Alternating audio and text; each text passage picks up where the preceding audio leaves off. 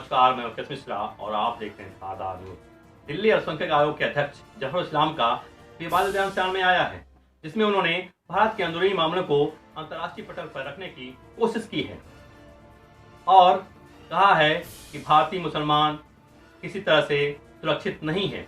दरअसल दिल्ली अल्पसंख्यक आयोग के अध्यक्ष जफर इस्लाम खान ने एक विवादित बयान दिया है। खान ने हिंदुत्व का कट्टर विचार रखने वाले लोगों पर सवालिया निशान लगाते हुए भारतीय मुसलमानों के साथ खड़े होने के लिए कुवैत, जो सऊदी अरब इलाके का देश है, की प्रशंसा की है। आयोग के अध्यक्ष ने कहा है कि कट्टर हिंदू सोच रखने वाले लोगों का मानना है कि अपने आर्थिक हितों को देखते हुए मुस्लिम और अरब जगत में मुस्लिमों पर होने वाले अत्याचार पर चुप रहेंगे। खान ने भारत के आंतरिक मामलों का अंतर्राष्ट्रीयकरण करने की कोशिश की है। संवैधानिक पद पर रहते हुए खान ने भारत के अंदरूनी मसले को दुनिया के सामने रखने की कोशिश की है।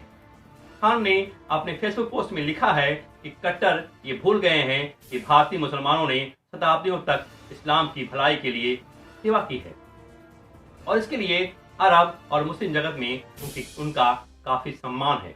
इस्लामी और अरब विज्ञान में विश्व विरासत में इनका मान विशाल संस्कृति और सांस्कृतिक उद्यान के कारण ही देखा गया है। शाह वलीउल्लाह देहलवी, इकबाल, अबुल हसन नदवी, वहीउद्दीन खान, जाकिर नाइक जैसे कई सम्मानित नाम मुस्लिम जगत में आए हैं। खान ने आगे लिखा है कि सोच रखने वाले संभल जाओ, यानी धमकी देते हुए उन्होंने हिंदुओं को कहा है कि भारतीय मुसलमानों ने तुम्हारे नफरत भरे अभियान, लिंचिंग और दंगों के बारे में अब तक अरब को जानकारी नहीं दी है, यानी शिकायत नहीं की है अरब जगत से। जिस दिन भारतीय मुसलमान शिकायत करने के लिए बाध्य होंगे, वह दिन कट्टर सोच रखने वालों के लिए बहुत भारी पड़ेगा। यानी जफर इस्लाम, जिसकी नियुक्ति दिल्ली के मुख्यमंत्री केजरीवाल ने की है, उन्होंने सीधे सीधे भारतीयों पर, क्यों कहें कि हिंदुओं पर हमला बोला है और उन्हें धमकी दी है, जिसको लेकर के बीजेपी प्रवक्ता नलिन कोहली ने नाराजगी जताई है। उन्होंने कहा है कि इस तरह का बयान देश की भावना के खिलाफ है, इसके किसी भी सूरत में स्वीकारा नहीं जा सकता। इसके साथ ही उन्होंने दिल्ली सरकार से कहा है इस विषय को संज्ञान में लेकर के जफर इस्लाम पर कार्रवाई की जानी चाहिए और उन्हें उनके पद से हटा देना चाहिए। ध्यान देने वाली बात यह है कि खान की नजर में जाकिर नायक सम्मानित हो गया है, जो देश का भगोड़ा है, जिसपे आतंकवादी गतिविधियों में काम करने का आरोप लगा है और नफरत भरे भाषण को लेकर के उसे भगोड़ा घोषित किया गया है। माना जाता है कि खान के इस बयान के बाद दिल्ली बीजेपी केजरीवाल सरकार पर निशाना साध रही है और उन्हें यानी अल्पसंख्यक आयोग के अध्यक्ष जफर इस्लाम को हटाने की मांग कर रही है।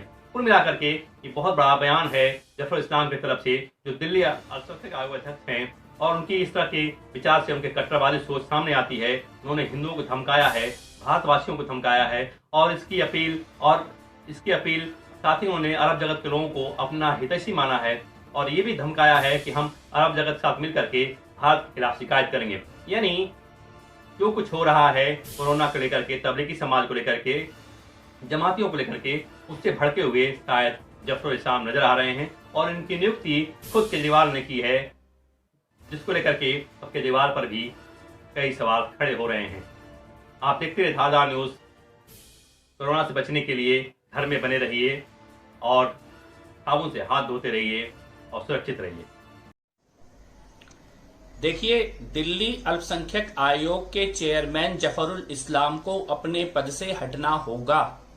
ऐसी घटिया, जहरीली और आतंकी सोच वाले व्यक्ति को किसी संवैधानिक पद पर नहीं बैठाया जा सकता और हम दिल्ली के मुख्यमंत्री अरविंद केजरीवाल से ये मांग भी करते हैं और ये चेतावनी भी देते हैं कि तुरंत जफरुल इस्लाम को उनके पद से हटाया जाए।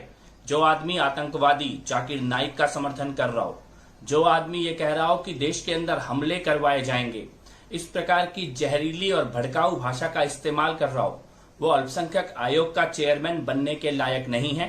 आप खुद सोच सकते हैं कि वो दिल्ली के जो अल्पसंख्यक हैं, जैसे जैन समाज, सिख समाज, ईसाई समाज, पारसी समाज, बौद्ध समाज, इनके साथ किस प्रकार का व्यवहार करते होंगे, क्योंकि उनकी सोच जहर से भरी हुई है, उनकी सोच में आतंकवाद बैठा हुआ है।